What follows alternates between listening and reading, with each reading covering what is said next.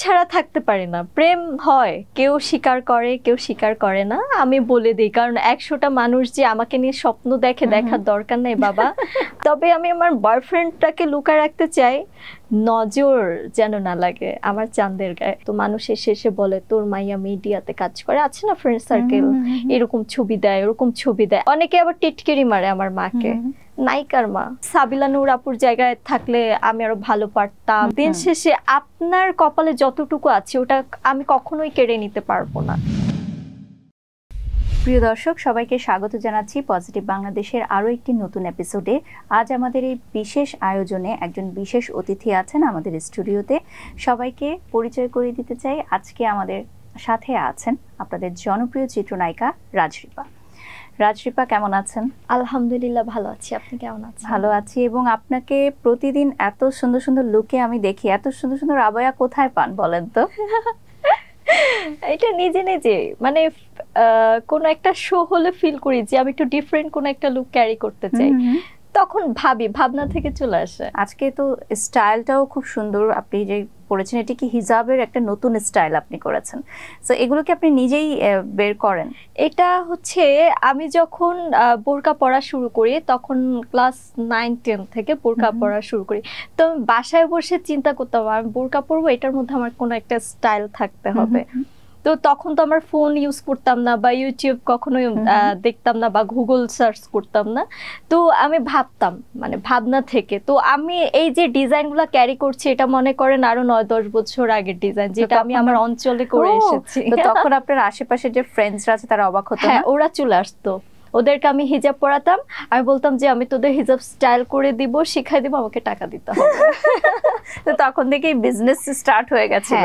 আমার তো পার্লার ছিল, আমি নিজে একজন বিউটিশিয়ান ছিলাম, নিজে ইনকাম করতাম। তাই আপনার পার্লার ছিল? তাহলে আমরা বলতে পারি যে আপনি বিউটি সেক্টরে অনেক বছর ধরেই আপনার অভিজ্ঞতা আছে। লাইক আমার বাবা পছন্দ করতেন না, তো আমি আসলে নিজে থেকে কাজ শিখেছি। আমার বড় আপু বিউটি পার্লারে কাজ শিখেছিল, তো তাকে দেখে আমি করেছিলাম। তো আব্বু স্পেশালি কোনো পার্লার খুলে দেয়নি, আমি বাসার মধ্যে নিজে হোম সার্ভিস। হ্যাঁ। তো আমার লোকগুলা দেখে আমার ফ্রেন্ডরা, আশেপাশের মানুষরা চলে আসতো, তাদেরকে আমি। তো আপনি আসলে বিউটি পার্লারে কি কি কাজে দক্ষ? হেয়ার কাট, মেকআপ, সবকিছু মোটামুটি শিখেছেন। হ্যাঁ, এটা শিখেছি, মানে নিজে থেকে আয়ত্ত করেছি। এখন তো বিউটি পার্লার নায়িকারা দিচ্ছে, সব নায়িকাদেরই বিউটি পার্লার আছে, নাহলে বুটিক শপ আছে। তো আপনার কি এরকম কোনো পরিকল্পনা আছে? ইন ফিউচার ইনশাআল্লাহ হতেও পারে। তো সেটা কি বিউটি পার্লার হবে? তো যেহেতু আপনার এই বিষয়ে অভিজ্ঞতা আছে, তো এই জন্য আপনার বোনকে সাথে নিয়ে আপনি হয়তো বিউটি পার্লারের একটা বিজনেস করবে না। সে করতে চায় না? না, সে কি এখন অন্য সেক্টরে কাজ করছে? হাউসওয়াইফ। আচ্ছা, সে এখন আর বিউটি সেক্টরে কাজ করছে একদমই না। ওকে। তো এই যে আপনার ছোট থেকেই যে আপনি পথ চলা শুরু, এবং সেখানে আপনার পারিবারিক একটা বাধা ছিল, আপনি বেশ কয়েকটা ইন্টারভিউজে বলেছেন। সো ছোটবেলায় আসলে আপনার বেড়ে ওঠাটা কেমন ছিল, বা কোথায় আপনি বেড়ে উঠেছেন, কোন স্কুলে পড়েছেন? ছোটবেলায় আমি খুলনা মোংলা পোর্টে, ওইখানে আমার বাবার ব্যবসা, আমাদের বাড়ি গাড়ি সব ওখানেই। বাট আমি কিন্তু বংশগতভাবে নোয়াখালীর। আচ্ছা, হ্যাঁ। তো আমাদের মোংলা পোর্টের ওই সময়কার আসলে আমাদের অঞ্চলের আসলে কোনো একটা মেয়ে গায়ের ওড়না ছাড়াও রাস্তা দিয়ে হাঁটবে এরকম কোনো পরিস্থিতি ছিল না। সবাই ছেলেরা দেখলে ব্যাড সাউন্ড করতো, মুরব্বীরা বাজে ভাবে তাকাতো।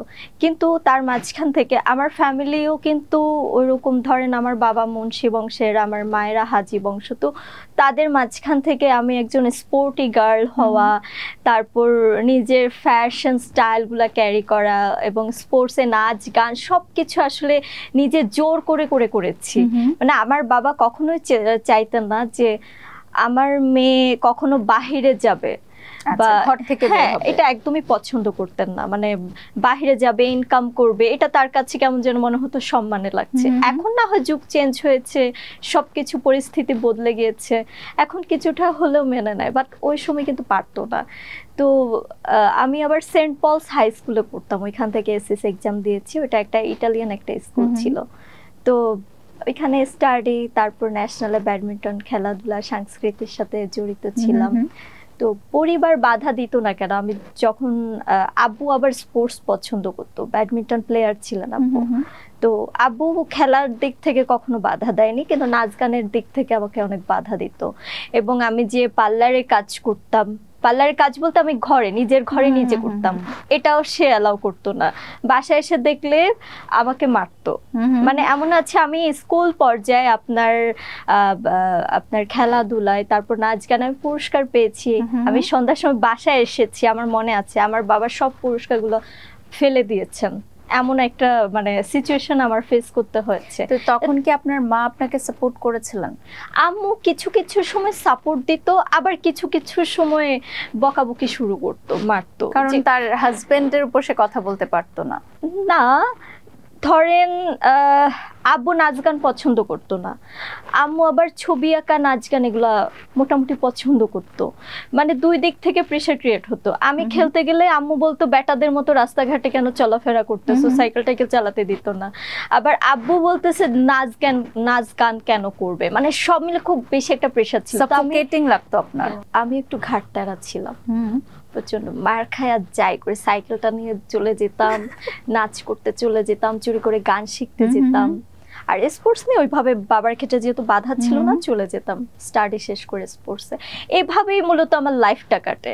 আবার এসএসসি এক্সামের পর আমি ট্রেইলার্সের কাজটা শিখি। আমি আমার বাবাকে বলেছিলাম। কাজও পারেন? হ্যাঁ হ্যাঁ, এই যে আমার যে বোরকা স্টাইলটা দেখছেন, এটা আমি কিনে এনেছি, বাট এই স্টাইলটা আমি আরো 9-10 বছর আগে নিজের হাতে তৈরি করেছি। আমার এখনো ওই পিকচারগুলো আছে। আমি দেখেছিলাম আপনি আপনার একটা সিনেমার মহরতে মনে হয় আপনি নিজেই ডিজাইন করে ড্রেস পরেছিলেন, এবং সেটা বেশ ভাইরাল হয়েছিল।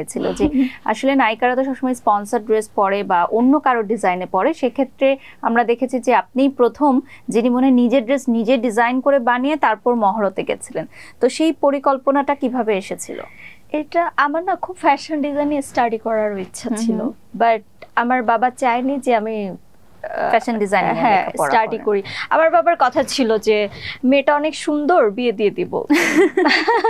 অনেক জায়গা থেকে প্রস্তাবও আসতো অনেক ভালো ভালো, অনেক বেশি, এবং বলল যে না, কি দরকার পড়াশোনা, তুই তো সবই পারিস, তোর আর কি লাগবে। হ্যাঁ, তো সেই দিক থেকে আসলে এটা নিয়ে আমার বাসায় অনেক রকম গ্যাঞ্জাম হয়, আর হয়নি। তো খুলনাতেই মূলত মানে মোংলাপোর্টে একটা কলেজে আমি স্টাডি শুরু করি, ইন্টারটা কমপ্লিট করি ওইখানেই মোংলা কলেজ থেকে। আমার যেহেতু পড়তে পারিনি, তখন আমার মাথায় এসএসসি এক্সামের পর যখন বাবা আমাকে পড়তে দেয়নি, তখনই আমি কি করলাম, ট্রেইলার্সের কাজটা শিখলাম। আচ্ছা, হ্যাঁ, যে আমি ট্রেইলার্সের কাজটা শিখবো। তারপর ওইখানে 3 মাসে একটা ট্রেনিং নিলাম। ট্রেনিং নেওয়ার পর আমি এত সুন্দর সুন্দর ডিজাইনের ড্রেস তৈরি করি। ওইখানেই যে আমাকে ট্রেনার ছিল, সে বললো যে তুমি তো মাশাআল্লাহ অনেক ভালো, মানে যা আমি শিখাইনি তার থেকে ভালো কাজ করো। পরে আমি আবার আছে না 50-60 জন মহিলাকে আমি ট্রেন আপ করেছি। হ্যাঁ, এগুলো করতাম। তো ওই ব্যাপারগুলো আমার ফিল হয়েছে, যেহেতু আমি নিজের ডিজাইন নিজে বানাতে পারি, তাহলে আমি নিজেই তৈরি করি না, কম খরচে। যে আমি যে ড্রেসটা তৈরি করেছি মহরতে, আপনার কি মনে হয় ড্রেসটা বাহির থেকে নিলাম আর কেমন কি? ভালোই কোনো ব্র্যান্ডের শপ থেকে নিলে আপনার প্রায় 50,000ও লাগতে পারে। হ্যাঁ, ওইটা মাত্র আমার খরচ পড়েছে 3 থেকে 4 হাজার টাকার মধ্যে। কিন্তু ক্যারি করারও বিষয়টা কিন্তু আছে, যে আপনি যেভাবে প্রেজেন্ট করেছেন এটা কিন্তু কেউ বুঝতেই পারেনি যে এটা আপনি নিজেই তৈরি করেছেন। ছোট থেকে আপনার খেলাধুলায় মন ছিল, সেক্ষেত্রে আমরা কিন্তু সেলিব্রিটি ক্রিকেট লিগেও দেখেছি যে আপনি খুব ভালো পারফর্ম করেছেন। তো তখন সবাইকে আপনাকে খুব উৎসাহ দিত? হ্যাঁ, এই দিক থেকে আমি বেশ মানে প্রশংসিত হয়েছে। অনেক সিনিয়র আর্টিস্ট ছিল এসে, এই পিচ্চিটা তো ভালো খেলে, এই মেয়েটা তো এত কিউট একটা মেয়ে, এত সুন্দর করে খেলো কিভাবে, তুমি কি আগে কখনো খেলেছো? তো আমি বলতাম যে না, ক্রিকেট খেলা কখনো হয়নি, আমি স্পোর্টসে ছিলাম, badminton, handball, volleyball, football. So সেখান থেকে আসলে একটা কিছুটা, যেহেতু স্পোর্টি গার্ল যারা হয় তারা মোটামুটি সব খেলাতে একটু পারদর্শী থাকে। তো এই যে আপনার সিনেমায় পথ চলা এবং এত বছর হলো, তো এখন ফিল্মের অবস্থা তো আগের চেয়ে আরো ভালো হয়েছে। এখন নতুন নায়িকারাও কাজ করছে, ছোট পর্দার নায়িকারাও বড় পর্দায় কাজ করছে। তো এখন ইন্ডাস্ট্রির কি অবস্থা রয়েছে আপনার বলে মনে হয়? আমার কাছে ফিল হয় ইন্ডাস্ট্রির অবস্থান এতটা ভালো না, যতটা দেখা যাচ্ছে। তখনই বলা যায় যখন আপনি দেখবেন বছরে 10-12টার উপরে সিনেমা থাকছে বা আরো বেশি থাকবে। এখন আমরা বছরে আমাদের যখন ঈদ আসে তখন ঈদ উপলক্ষে সিনেমাগুলো রিলিজ হচ্ছে 2টা হোক 3টা হোক 4টা হোক। তো ওইখানে আসলে আমাদের জুনিয়রদের ক্ষেত্রে আর যারা আমরা নতুন এসেছি তাদের জন্য আসলে ব্যাপারটা খুবই কঠিন হয়ে যাচ্ছে, কারণ সিনিয়ররা সুযোগ নিবে নাকি জুনিয়রদের সুযোগ দিবে, এরকম একটা ব্যাপার চলে আসে। তো আমার কাছে ফিল হয় এখন আমাদের খুব এই মোমেন্টটা আসলে খুবই স্ট্রাগল, মানে খুবই স্ট্রাগল করতে হচ্ছে বলতে গেলে, মানে সুযোগ পেয়েও পাচ্ছি না এমন একটা ব্যাপার। এই যে বলছেন যে নতুনদের ক্ষেত্রে এবং অনেক পুরাতনরাও আছে যারা কিন্তু সবাই কাজ করছে না, গুটি কয়েকজন তাদেরই সিনেমা বারবার আসছে। আমি অন্যান্য চিত্রনায়িকাদের কাছে অনেক সময় শুনেছি, নাম বলতে চাই না, যে অনেক সময় ডিপ্রেশন চলে আসে, হতাশাগ্রস্ত হয়ে যায় তারা, যে আমরা তো না পারছি ছোট পর্দায় কাজ করতে, না পারছি কোথাও গিয়ে জব করতে, হ্যাঁ না পারছি আমি কোনো জায়গায় গিয়ে কাজ করতে, সো আমি আসলে কি করব। তো এই ধরনের পরিকল্পনা কি আপনার কখনো আসে যে হতাশা চলে আসে? হ্যাঁ, হতাশা আমার এসেছিল। ময়না সিনেমা রিলিজ হওয়ার পর আমার কিছুটা হতাশা মানে একটা যে হতাশ ভাবটা ছিল এটা কমে গেছে, কারণ আমার চিন্তা থাকতো যে তখন সিনেমা 18 সালে রিলিজ হয়েছে, ওইখানে 3জন নায়িকা ছিল, সেটা 18 সালের স্টোরি। তো এখন বর্তমানে একজন মানে অ্যাজ এ হিরোইন বড় পর্দা আমাকে দেখা যাবে, এটা কবে, মানে আমার স্বপ্নটা তো বড় পর্দা। আর যদি আপনি অপেক্ষা করেছেন, অপেক্ষা প্রচুর পরিমাণে ধৈর্য না থাকলে, আজকে দেখুন আমাকে অনেক ভাবে বলেছিল অনেকে যে নাটকে ঢুকো, নাটক থেকে স্টার হও, তোমার ক্যামেরা ফেস ভালো, তুমি ভালো অ্যাক্টিং পারো, তো নাটকে ঢুকে যাও। আমি বলতাম, মানে আমার না একটা টার্গেট ছিল যে না আমি সিনেমার পর্দায় কাজ করে দেন আমার কাছে যদি মনে হয় আমি নাটকে কাজ করব, বাট আমাকে সিনেমার পর্দা থেকে মানুষ চিনবে। তো সেই ধৈর্যটা ধরে আসলে ছিলাম। আমি যখন মুক্তিটা করি তখন 1 না 2 বছর আমি কোনো কাজ করিনি। তারপর ফিল করলাম যে আমার স্ক্রিনে থাকতে হবে, আমার এক্সপিরিয়েন্স বাড়াতে হবে, তো সেক্ষেত্রে আমার টিভিসি লাগবে, ওবিসি লাগবে, এজন্য ছোট ছোট কিছু কাজ করেছি। না, এটা অবশ্যই আমি ছোট কাজও বলবো না, কারণ আমি মনে করি যে আপনার জায়গা থেকে আপনি যে কাজগুলো করেছেন সেটা সবগুলোই আপনার সন্তানের মতো, সবগুলোই আপনার খুব মানে ছোট কাজ বলতে যে সিনেমা ছাড়া কি আছে। তো আমার কাছে বিজ্ঞাপন, ওবিসি, টিভিসি এগুলো ভালোই লাগে, মানে রেগুলার স্ক্রিনে দেখা যাবে কিছু অল্প সময়ের জন্য। আর আমার বাবা দিন শেষে যাই হোক বিজ্ঞাপনটা খুবই পছন্দ করতো, তোকে তো টিভিতে বিজ্ঞাপনে দেখি না, নাটক না করিস বিজ্ঞাপনটা কর। এখন কি সে আপনাকে সাপোর্ট করছে? সাপোর্ট আসলে যতটুকু আমার মন রক্ষা করা যায়, কারণ জানে আমি খুব রাগী তেজি, বাড়ি যাব না, জিনিসপত্র ভাঙচুর করব যদি উল্টাপাল্টা কিছু বলে, এই জন্য আসলে ভয়ে তারা কিছু বলতে চায় না। বলে ঠিক আছে করো, বাট ফিরে আসো, তাদের একটাই কথা ফিরে আসো। এই পথ চলার মধ্যে ফ্যামিলি সাপোর্টটা না পাওয়া, এটা নিশ্চয়ই একটা অপূর্ণতার জায়গা। তো কিন্তু আপনাকে অনুপ্রাণিত করেছে এরকম অনেকেও নিশ্চয়ই আছে, আপনার কোনো সহকর্মী হতে পারে, আপনার বোন হতে পারে, আপনার কোনো নিকটাত্মীয় হতে পারে। আপনার অনুপ্রেরণার জায়গাটা আসলে কারা? আমি সিনেমাতে আসার আগে আমার বড় বোন আমাকে বলতো, মাহিয়া মাহিকে খুব ভালো লাগে, তুইও তো চাইলে সিনেমা নায়িকা হতে পারিস, তুই কি সুন্দর নাচ পারিস, তোকে দেখতে ভালো লাগে। ওইটা না আমার বড় বোন আমার মাথায় জাস্ট ঢুকায় অনেক বেশি, মানে যে না আমার নায়িকা হতে হবে। কিন্তু যখন আমি নায়িকা হতে আসি আমার বড় বোনের প্রচন্ড পরিমাণে বাধা একটা, মানে ফ্যামিলি আম্মু তাকে যা বুঝিয়েছে তাই। বাট আমি যখন মিডিয়াতে আসি তখন আমার ছোট মামা বলেছিল, মানে সে তো আবার একটু পছন্দ করে, তুই তোর মতো কর, দরকার হইলে আমার ইন্ডাস্ট্রিতে কিছু পরিচিত লোকজন আছে আমি পরিচয় করাই দিব, তুই তোর মতো অ্যাক্টিং কর, তুই নায়িকা হ। এই ব্যাপারটা আমার আমাকে আরো বেশি মেন্টালি স্ট্রং করছে। নয়তো আমি অনেক হতাশায় ছিলাম, ডিপ্রেশনে চলে যাই, একবার খুলনায় চলে যাই, আবার ওইখান থেকে ফিরে আসি, আবার চলে যাই ফিরে আসি, এরকম একটা ব্যাপার ছিল আমার মাঝে। আর হচ্ছে আমার ছোট বোন যে রিপাপু কোনো দিকে তাকাস না, তুই তোর মতো। ছোট বোনও আছে আপনার? আচ্ছা, ছোট বোন কি করছে এখন? ও হচ্ছে আর্কিটেকচার ইঞ্জিনিয়ারিং স্টাডি করছে। তো সে মিডিয়াতে কাজ করছে না, মানে আপনি একমাত্র যিনি হচ্ছে শোবিজে কাজ করছেন? হ্যাঁ, আমার এই বংশের মধ্যে আমি একাই, পুরো বংশের মধ্যে আপনি একাই কাজ করছেন। তো এখন তো সবাই নিশ্চয়ই রাজরিপার বোন বা রাজরিপার মা বা বাবা, বা খুলনাতেও তো অনেকেই আপনাকে যারা চেনেন তারা তো বলেন যে রাজরিপার বাবা মা, তো সেক্ষেত্রে তাদের কি এই পরিচয়টা ভালো লাগে? একটা সময় তারা ফিল করতে এটা অসম্মানের একটা জায়গা। যখন আমার, কারণ ওই মোংলা পোর্টে আমার এক নামে আমার বাবাকে সবাই চেনে, আমাদের সব সব আমার বাবা এক নাম বললেই চিনতো। তো ওইরকম গিফট কর্নারের শাহজাহান ভাইয়ের মেয়ে, এই নামে কিন্তু আমি চলতাম, বা এই নামের উপর আমার পাওয়ার ছিল, এরকম একটা ব্যাপার ছিল। কিন্তু যখন আমি সবসময় না নিজের পায়ে দাঁড়াতে চাই, যে কেউ একজন আমার বাপের পরিচয় অনেক বড় পাওয়া, মানে বুক ফুলিয়ে চলাটা আমার পছন্দ ছিল, যে আমি কিছু একটা করব, আমাকে সবাই চিনবে, এরকম একটা ফিল করতাম। তো তখন যখন আমি ইন্ডাস্ট্রিতে আসি নতুন, তখন তো আব্বু আমাকে চারপাশ থেকে ব্লক করে দেয়, আমার পুরো বংশ বাবা মা সবাই আমাকে ব্লক করে দেয়। আব্বু নাকি বাসায় এসে কাঁদতো, মানুষ এসে এসে বলে তোর মাইয়া মিডিয়াতে কাজ করে, আছে না ফ্রেন্ড সার্কেল, এরকম ছবি দেয় ওরকম ছবি দেয়। আমি কিন্তু আহামরি ওরকম ছবি তুলিও না বা আপলোড দেইও না, ফ্যামিলির কথা চিন্তা করে। তারপরে আমার বাবা মায়ের এরকম কথা শুনতে হয়েছে। বাট এখন বর্তমানে যখন আমি একটু উঠে দাঁড়িয়েছি, তখন অনেকে আবার টিটকিরি মারে আমার মাকে, নায়িকার মা এই কথাটা বলে। তো একটা সময় আমার মা আমাকে দোষারোপ করতো, এখন সে বলে হ্যাঁ আমার মেয়ে নায়িকা, মানে দিন শেষে তো তারও টিকে থাকতে হবে ওই প্রতিবেশীদের সাথে। তো হ্যাঁ আমার মেয়ে নায়িকা, যোগ্যতা দিয়ে নায়িকা হয়েছে।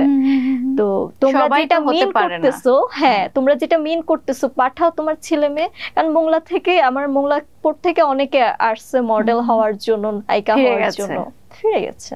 তো বলছে যে আমার মেয়ে যোগ্যতা আছে, টিকে আছে, আরো টিকে থাকবে, তোমরা যা খুশি বলো। এখন সে ওটাকে নিয়ে একটু প্রাউড ফিল করে। ডেফিনেটলি এই জায়গায় আপনি যে খুলনা শহর থেকে উঠে এসে আজকে নায়িকা হয়েছেন, বড় পর্দায় কাজ করছেন, আপনি এত জনপ্রিয়তা পেয়েছেন, এটা অবশ্যই প্রশংসনীয়।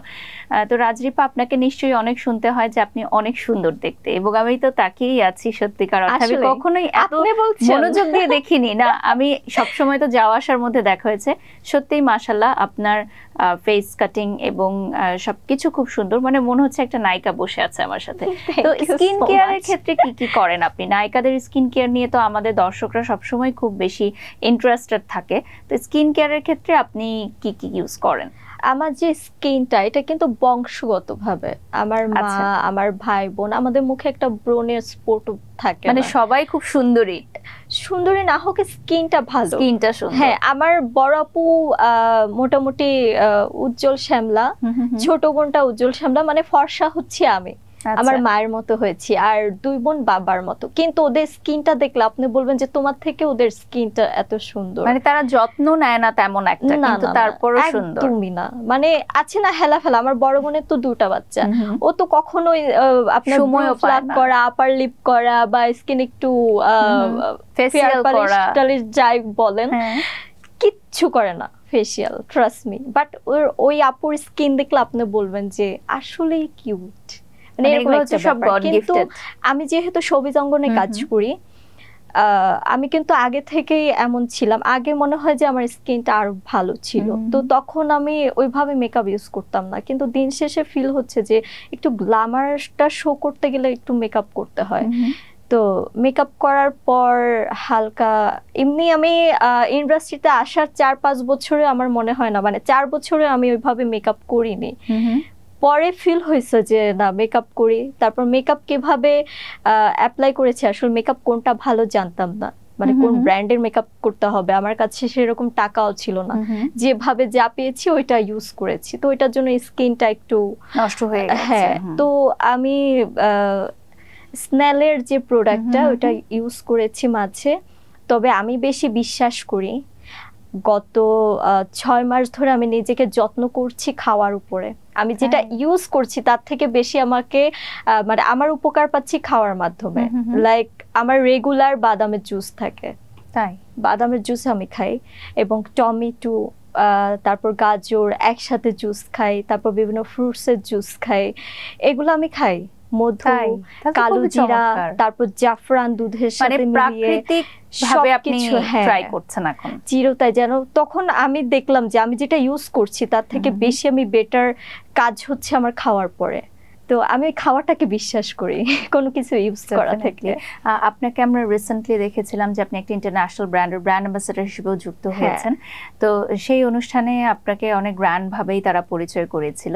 সো এই যে ইন্টারন্যাশনাল ব্র্যান্ডগুলোর সাথে যে আপনি অ্যাজ আ ফেস কাজ করছেন, তো কেমন অভিজ্ঞতা? বিউটি প্রোডাক্টের ব্র্যান্ড অ্যাম্বাসেডর যখন হয়েছি তখন নিজেকে আরো সুন্দর মনে হচ্ছে কারণ এত সুন্দর সুন্দর পিক তোলা হচ্ছে আপনার ওই প্রোডাক্টের উপরে এবং বেশি ভালো লেগেছে।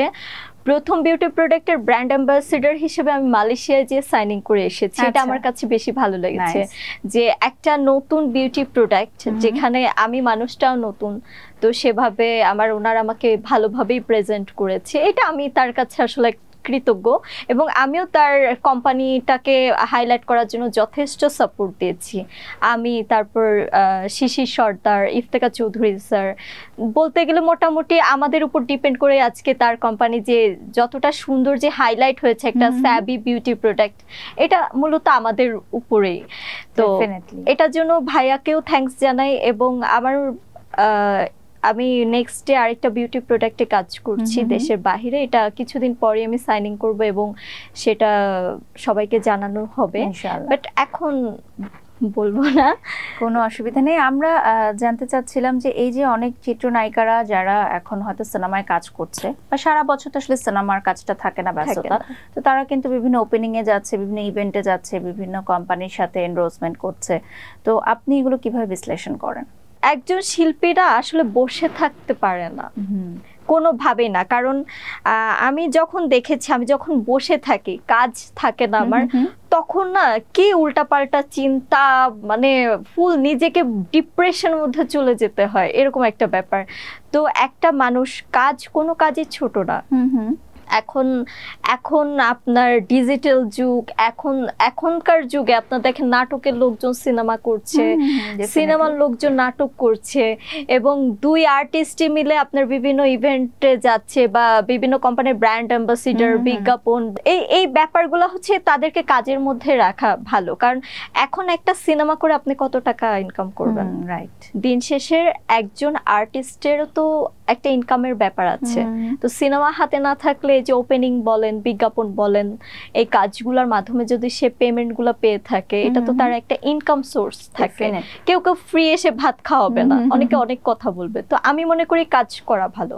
তো এই যে রাজরিপা এবার ঈদে অনেকগুলো সিনেমা রিলিজ পেয়েছে, তো আপনি কি কোনো সিনেমা দেখতে গেছিলেন হলে বা কোনো সিনেমার প্রিভিউ দেখেছেন? আমার গায়ে জ্বর ছিল, অসুস্থ ছিলাম, ভাইরাল জ্বর, তো ওইভাবে আর যাওয়া হয়নি। তবে আরেকটা কথা হচ্ছে আমি টিকিট পাচ্ছিলাম না অনলাইনে, তাই কোন সিনেমা দেখার জন্য তাণ্ডব ট্রাই করছি আমার টিকিট পাচ্ছি না।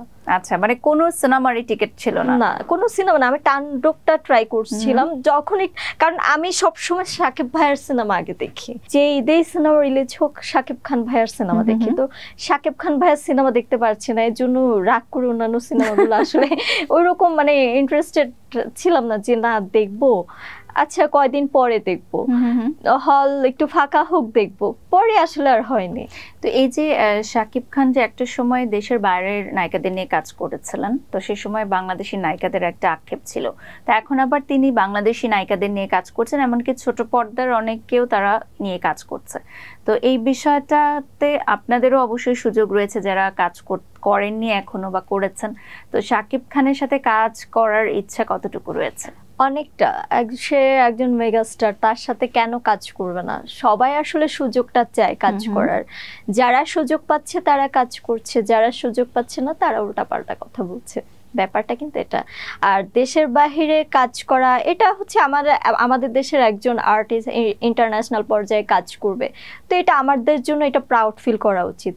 এবং একজন আর্টিস্ট শুধুমাত্র একটা দেশের জন্য না, একটা মানুষের জন্য না, একটা দেশের জন্য না, শিল্পী সবার। তো আপনার হলিউড বলিউডে দেখেন, আপনার বলিউডে দেখেন যে এখন কিন্তু তামিলের যে হিরোইন গুলো বলিউডে কাজ করছে, ভালো লাগছে ব্যাপারটা দেখতে। তো শাকিব খান ভাইয়ার সাথে বলিউডের হিরোইন বা কলকাতার হিরোইন কাজ করছে, এটা দেখে আসলে প্রাউড ফিল করি, জেলাস না।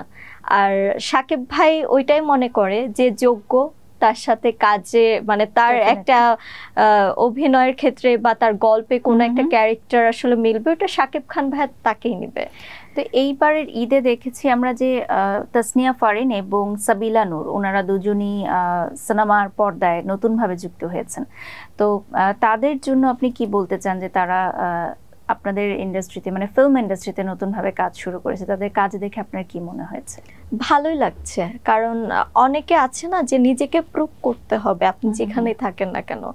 তারা দুইজন সিনেমা করেছে, সিনেমা এসে প্রমাণ করছে যে না আমি বড় পর্দার জন্য পারফেক্ট বা আমাকে অডিয়েন্সরা মানবে। এখন কথা হচ্ছে বড় পর্দায় নাটকের মানুষরা কাজ করবে, অডিয়েন্স কিভাবে অ্যাকসেপ্ট করবে এগুলো অডিয়েন্সদের উপর ডিপেন্ড করে।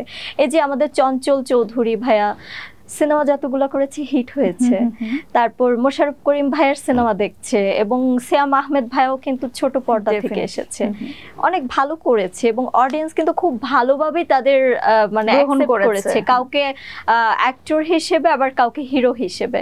তো হিরোইনদের ক্ষেত্রেও ওইটাই, তারা একটা সিনেমা করেছে, এখন আরো সামনে করবে, টিকে থাকতে পারলে তারা সিনেমার হিরোইনের তকমাটা তাদের মানে গায়ে লাগবে, মানে নামের সাথে লাগবে। তো ভালোই লাগে যখন নতুন ফেস আসে, কারণ দিন শেষে আমি যদি কাউকে নিয়ে জেলাস করি, লাইক এখানে যদি বলি যে সাবিলা নূর আপুর জায়গায় থাকলে আমি আরো ভালো পারতাম বা আমি আরো ভালো কিছু করতে পারতাম, এটা হচ্ছে লাইক জেলাস। হ্যাঁ, অনেকে কিন্তু ভাইরাল হচ্ছে, এটা জেলাসি থেকে আসছে। দিন শেষে আপনার কপালে যতটুকু আছে ওটা আমি কখনোই কেড়ে নিতে পারবো না, আপনার জায়গাটা আমি কখনোই কেড়ে নিতে পারবো না, এটা কখনোই সম্ভব না। আমার জায়গাটা আপনি কখনো আসতে পারবেন না, এটাই কিন্তু সিস্টেম আপু। তো জেলাসের কোনো ব্যাপার না, কাজ করে যেতে হবে নিজের মতো করে। দর্শক ভালোবাসলে ঠিকই একটা সিনেমা হোক নাটক হোক এগুলো অ্যাকসেপ্ট করবে, এবং যে যেখান থেকেই আসুক না কেন তাকে অ্যাপ্রিসিয়েট করা উচিত যে ওয়াও। সিনেমা পেতে হলে অনেক লিয়াজও রাখতে হয়, লিঙ্ক লবিং রাখতে হয়, এবং পলিটিক্সের মধ্যেও নিজেকে টিকিয়ে রাখতে হয়। কথাটা আসলে কতটুকু সত্য? অনেক বেশি সত্যি, এটা আমি প্রচুর পরিমাণে ফেস করি। কারণ দিন শেষে একজন আর্টিস্টের অনেক ধৈর্যশীল, ভদ্রতা এগুলা মেনটেন করতে হয়, এবং তাদের ওই যে গায়ের চামড়া গন্ডারের মতো শক্ত হইতে হবে, মানে আমি যেটা গায়ে লাগানো যাবে না। হ্যাঁ, কথা গায়ে লাগানো যাবে না। এখন আমার ক্ষেত্রে যেটা হয় আমি প্রতিবাদ করে বসি, মানে এটা প্রতিবাদটা আমাদের রক্তে, মানে যে কেউ একটা কথা বলবে কেউ একটা কিছু বলবে ওইটা উল্টা প্রতিবাদ করে, যার কারণে আমি শত্রু হয়ে যাই খুব তাড়াতাড়ি, এবং পিছনে অনেকে লাগে যে না এটা এরকম ওইটা। আবার আমি এক জায়গায় কাজ করতে যাচ্ছি, তাকে আবার অন্য কেউ বলছে এই রাজদীপাকে নিয়ে না, she is a dangerous girl, এরকম কথা বলছে। তো আমার কথা হচ্ছে আমি পরপর কয়েকটা কাজ করেছি, আমি ডেঞ্জারাস কি করলাম, মানে ডেঞ্জারাসের কি কাজ করলাম? আমার কথা হচ্ছে বেয়াদবি না করলে আমি ডেঞ্জারাস হব না, আমার সাথে ভালো থাকলে আমি ভালো, আমার সাথে খারাপ হলে আমি খারাপ হতে বাধ্য হই। সো সেখানে ওই যে পলিটিক্সটা, এবং এমন আছে যে একটা কাজ করলাম অন্য নায়িকা পিছন থেকে খোঁচাচ্ছে, এই ব্যাপারগুলো আসলেই ফেস করতে হয় আপু। আপনি যেই ওয়েতে কাজ করছেন আপনার পিছনে অনেক শত্রু আছে বা আপনাকে টেনে ধরার, আমাদের ক্ষেত্রেও সেম এটা হয়। তো কিছুটা হতাশ হলেও আবার চিন্তা করি যে যে যেমন করবে তার বিচার আল্লাহ করে, এবং ট্রুলি বলছি কোনো কিছু করতে হয়নি, আমি দেখেছি বা শুনেছি কেউ একজন এটা বলছে এটা করছে, দিন শেষে না ওই ক্ষতিটা তারই হচ্ছে। এটা রিভেঞ্জ অফ নেচার নাকি প্রকৃতির নিয়ম। হ্যাঁ, প্রকৃতির নিয়ম এটা বলে। এটাও আপনি বিশ্বাস করেন যে আমার কিছু করতে হবে না, এটা আমি নিয়তির উপর ছেড়ে দিলাম? একটা সময় তো যখন ছোট ছিলাম ফিল করতাম যে না আগে বলে দিই, না আগে করে ফেলি। এখন দেখি কি যে না চুপ থাকি, রাগটাকে কন্ট্রোল করি, যতটুকু বলার বলি, না হয় কথা বলবো না, সরে আসবো।